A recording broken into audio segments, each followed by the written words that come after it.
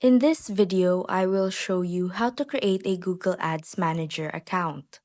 First, go to your browser and search for Google Ads Manager. Click on the link that says Integrated Advertising Management Platform. It will then redirect you to the main page. Click on the Get Started button. Here you can select what best describes your business. Then hit Continue. Next, fill out your personal details, your name, work email, and country. Briefly describe how Google Ads Manager can help your business.